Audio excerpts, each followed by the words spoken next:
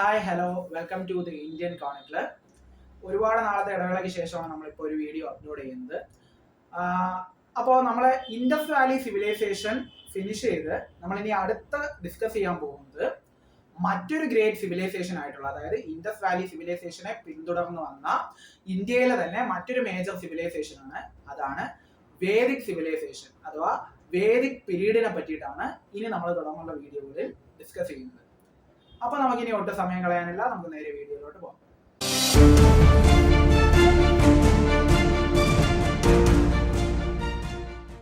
Vedic സിവിലൈസേഷനെ പറ്റി അല്ലെങ്കിൽ Vedic പീരീഡിനെ പറ്റി ഒരു ഇൻട്രൊഡക്ഷൻ പറയുകയാണെന്നുണ്ടെങ്കിൽ, നമ്മുടെ ഇന്ത്യയിൽ പ്രിവലന്റ് ആയിട്ടുള്ള 4 വേദങ്ങളെ ആസ്പദമാക്കിയിട്ടുള്ള അല്ലെങ്കിൽ ആ 4 വേദങ്ങളിൽ പറഞ്ഞിരിക്കുന്ന പ്രകാരമുള്ള ആക്ടിവിറ്റീസ് നടത്തി പോന്നിരുന്ന അല്ലെങ്കിൽ ആ വേദങ്ങളിൽ പറയുന്ന ഓർഡറിനനുസരിച്ച് സൊസൈറ്റി മെയിൻറ്റെയിൻ ചെയ്തു പോയിരുന്ന ഒരു കാലഘട്ടമാണ് നമ്മുടെ വേദിക് പീരീഡ് എന്ന് പറയുന്നത്. അതിൽ തന്നെ ഡിവിഷൻസ് നമ്മുടെ ഇൻഡസ് വാലി സിവിലൈസേഷനിൽ കണ്ടതുപോലുള്ള ഡിവിഷൻസ് വരുന്നുണ്ട് എന്നുണ്ടെങ്കിലും ജനറലി ഈ വേദങ്ങളിൽ പറഞ്ഞ പ്രകാരം ഒരു സോഷ്യൽ ഓർഡർ നിലനിന്ന് പോയിരുന്ന ആ ഒരു ടൈം പീരീഡിനെ നമുക്ക് വേദിക് പീരീഡ് എന്ന് വിളിക്കാവുന്നതാണ്.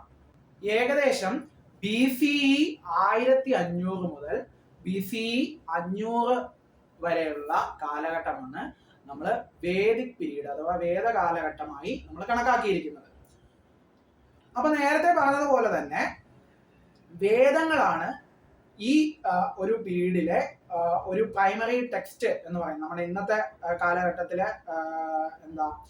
കോൺസ്റ്റിറ്റ്യൂഷൻ പോലെ അന്ന് അവരുടെ ഒരു ഒരു ലൈഫ് ലൈൻ എന്ന് പറയുന്നത് തന്നെ വേദാസ് ആയിരുന്നു, എസ്പെഷ്യലി ഋഗ്വേദ. ഈ ഒരു വേദിക് പീരീഡിന്റെ ഫൗണ്ടൈൻ ഹെഡ് എന്ന് തന്നെ വിശേഷിപ്പിക്കാവുന്ന ഒരു ടെക്സ്റ്റ് ആണ് ഋഗ്വേദ, ആൻഷ്യന്റ് ഇന്ത്യയിലെ. അപ്പൊ ഈ ഋഗ്വേദക്കകത്ത് അതിന്റെ കമ്പോസേഴ്സിനെ അവർ തന്നെ വിശേഷിപ്പിക്കുന്നത് ആര്യൻസ് എന്നാണ്.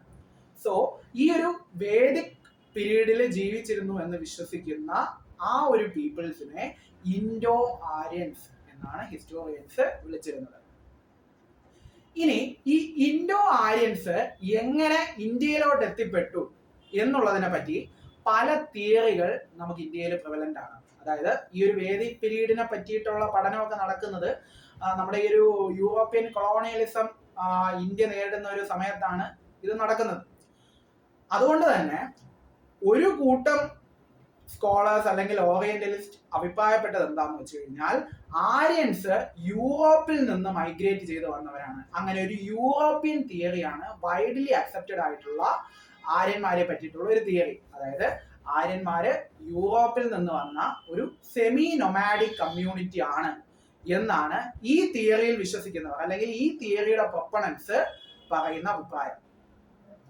അതും കൃത്യമായി അവർ ലൊക്കേറ്റ് ചെയ്യുന്ന സ്ഥലം എവിടെയാണെന്ന് വെച്ച് കഴിഞ്ഞാൽ ഏകദേശം ഒരു ഈസ്റ്റേൺ യൂറോപ്പിൽ, അതായത് ബ്ലാക്ക് സീയുടെ ഒക്കെ നോർത്തിലായിട്ടുള്ള ഒരു പോർഷനിലായിട്ട് താമസിക്കുന്നവരാണ് ഈ ഇൻഡോ ആര്യൻസ് എന്നാണ് ഈ തിയറിയുടെ പ്രൊപ്പണൻസ് പറയുന്നത്. ആരൊക്കെയാണ് ഈ പ്രൊപ്പണൻസ് എന്ന് ചോദിച്ചു കഴിഞ്ഞാൽ, മേജർ ആയിട്ട് യൂറോപ്യൻ തിയറി മുന്നോട്ട് വെച്ച ഒരു ബ്രിട്ടീഷ് ഓറിയന്റലിസ്റ്റ് ആണ് sir William Jones. William Jones നിങ്ങൾക്ക് എല്ലാവർക്കും ഫെമിലിയർ ആയിരിക്കും. നമ്മുടെ മനുസ്മൃതിയൊക്കെ ഇംഗ്ലീഷിലോട്ട് ട്രാൻസ്ലേറ്റ് ചെയ്തത് വില്യം ജോൺസ് ആണ്. നമ്മുടെ യൂറോപ്യൻ ഫിലോളജിസ്റ്റ് പഠിക്കുന്ന ആദ്യത്തെ പുസ്തകം, സംസ്കൃത പുസ്തകം മനുസ്മൃതിയാണ്. അത് ഇംഗ്ലീഷിലോട്ട് ട്രാൻസ്ലേറ്റ് ചെയ്തത് ഈ വില്യം ജോൺസ് ആണ്. ഈ വില്യം ജോൺസ് അതുപോലെ തന്നെ സൈബീരിയയിലെ മോർഗൻ എന്നൊരു ഓറിയന്റലിസ്റ്റ്, ഇവരൊക്കെയാണ് ഈ ഒരു യൂറോപ്യൻ തിയറി മുന്നോട്ട് വെച്ച പ്രൊപ്പണൻസ് എന്ന് പറയുന്നത്.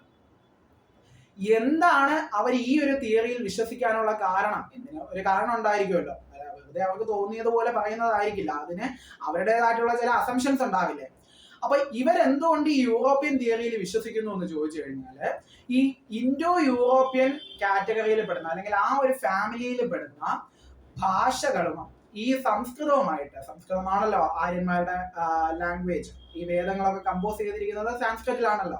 സോ ഒബ്വിയസ്ലി സാൻസ്ക്രിറ്റ് ആയിരിക്കണം ആര്യന്മാരുടെ ലാംഗ്വേജ്.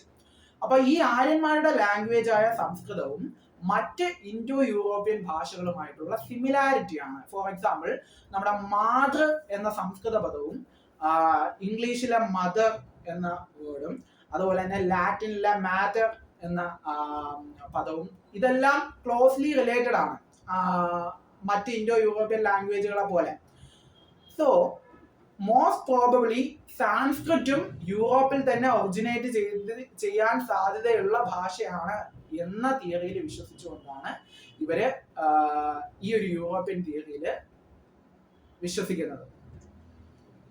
മറ്റൊരു റീസൺ എന്താന്ന് വെച്ച് കഴിഞ്ഞാല് നമ്മുടെ ടർക്കി മിത്തോളജീസ് അനുസരിച്ച് അവർക്ക് ഇനർ എന്നൊരു ദേവനുണ്ട്.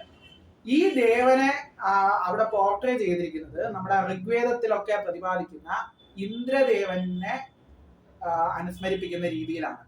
സോ അങ്ങനെ ഉണ്ടായ ഒരു സിമിലാരിറ്റിയും ഇവർ ഈ യൂറോപ്യൻ തിയറി മുന്നോട്ട് വയ്ക്കാൻ ഒരു റീസൺ ആണ്.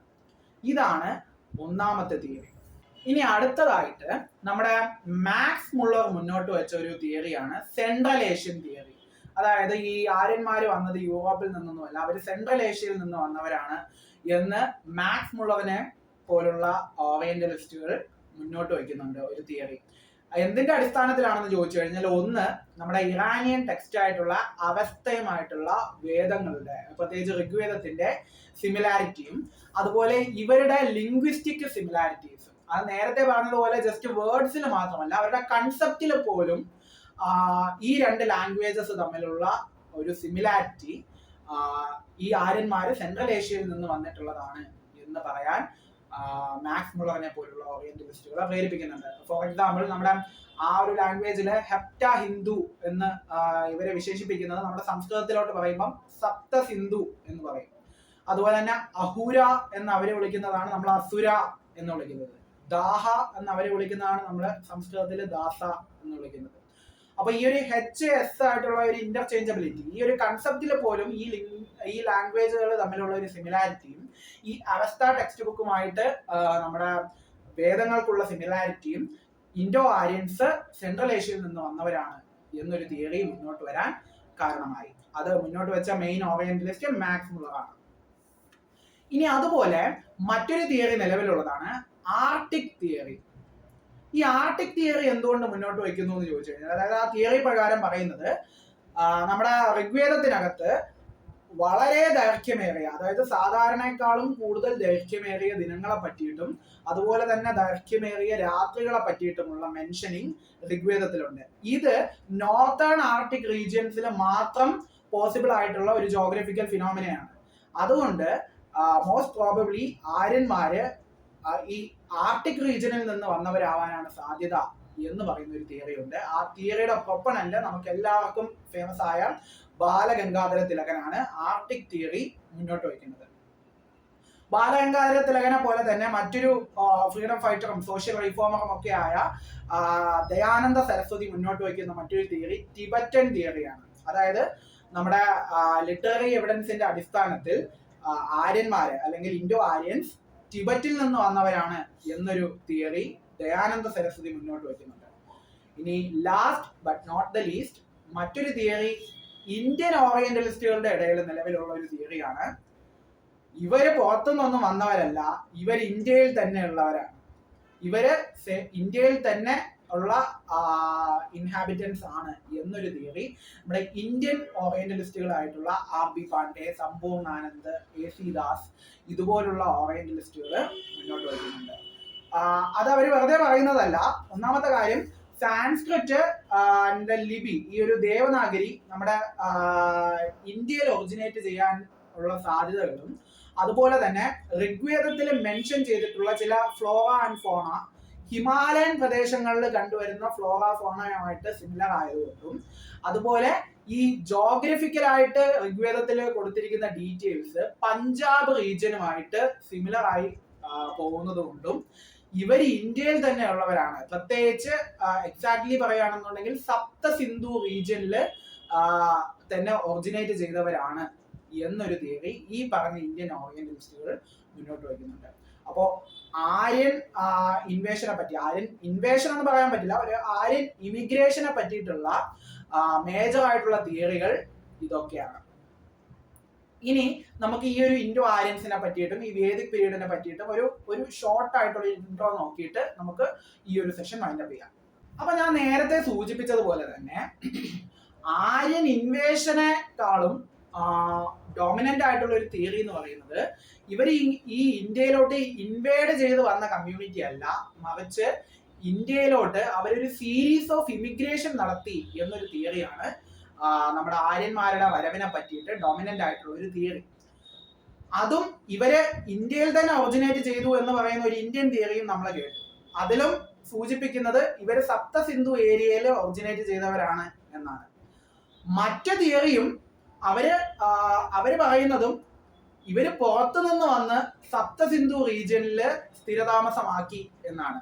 ബിക്കോസ് ഇവരുടെ ടെക്സ്റ്റ് ബുക്കുകളിൽ ഒന്നാമത്തെ കാര്യം ഇവരുടെ യൂസ് ഓഫ് ഹോഴ്സ് ചാരിയറ്റ്, ഇവര് ഹോഴ്സ് ചാരിയറ്റ് യൂസ് ചെയ്യുന്നവരായിട്ടും സൂപ്പർ മിലിറ്ററി ടെക്നോളജികളൊക്കെ ഓൺ ചെയ്തിരുന്നവരായിട്ടും ഒരു പരാമർശം ഋഗ്വേദങ്ങളിലുണ്ട് ഇൻഡോ ആര്യൻസിനെ പറ്റിയിട്ട്. സോ മോസ്റ്റ് പ്രോബബ്ലി ഇവരെ പുറത്തുനിന്ന് വന്ന് ഇവിടെ ഡൊമിനേറ്റ് ചെയ്ത് താമസിച്ചവരാവാനാണ് സാധ്യത എന്നാണ് മോസ്റ്റ് മെജോറിറ്റി ഓഫ് ഹിസ്റ്റോറിയൻസ് അഭിപ്രായപ്പെടുന്നത്. അതുപോലെ തന്നെ ഈ ഒരു ഏരിയാസിലെ 7 റിവേഴ്സിനെ പറ്റിയിട്ട്, ഈ സപ്ത സിന്ധു റീജിയൻ, ഈ സപ്ത സിന്ധു എന്ന് പറയുന്നത് തന്നെ 7 നദികൾ ആ റീജിയനിൽ കവർ ചെയ്ത് കിടക്കുന്നത് കൊണ്ടാണ്. ഒന്ന് ഇൻഡസ്, സിന്ധു നദി, പിന്നെ അതിന്റെ 5 ട്രിബ്യൂട്ടറീസ്, ഝലം, ചെനാബ്, രവി, ബിയസ്, സത്ലജ്, ഈ 5 ട്രിബ്യൂട്ടറീസും പിന്നെ മറ്റൊന്ന് സരസ്വതി റിവർ. ഇങ്ങനെ 7 റിവേഴ്സ് സറൗണ്ട് ചെയ്തിരിക്കുന്ന ആ ഒരു സപ്ത സിന്ധു റീജിയനിലാണ് ഏകദേശം നമ്മുടെ ഈ പ്രസന്റ് ഡേ പാകിസ്ഥാൻ, അഫ്ഗാനിസ്ഥാൻ, പിന്നെ ആ ഒരു വെസ്റ്റേൺ പഞ്ചാബ് റീജിയനിലോട്ടൊക്കെ വ്യാപിച്ചു കിടക്കുന്ന ആ ഒരു ഏരിയയാണ് ആര്യന്മാര് താമസിക്കാൻ കൂടുതൽ സാധ്യതയുള്ള ഏരിയ ആയിട്ട് ഹിസ്റ്റോറിയൻസ് കണക്കാക്കുന്നത്.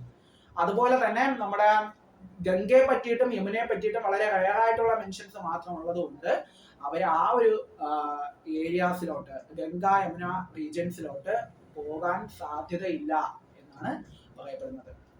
അപ്പൊ ഇത്രയുമാണ് നമ്മുടെ ആര്യൻസിനെ പറ്റിയിട്ടും ആര്യൻസിന് ഇന്ത്യയുമായിട്ടുള്ള കണക്ഷൻസിനെ പറ്റിയിട്ടുമുള്ള ഒരു ഇൻട്രൊഡക്ഷൻ. ഇനി അടുത്ത ക്ലാസ് തൊട്ട് നമുക്ക് കൂടുതൽ ഫ്രീക്വന്റ് ആയിട്ട്, കൂടുതൽ ഡീപ്പായിട്ട് നമുക്ക് വേദിക് പീരീഡിനെ പറ്റി നോക്കാം. അപ്പോൾ അതുവരെ താങ്ക് യു. ആൻഡ് എന്തെങ്കിലും ഡൗട്ട് ഉണ്ടെങ്കിൽ നിങ്ങൾ കമന്റ് ബോക്സിൽ അറിയിക്കുക. Thank you.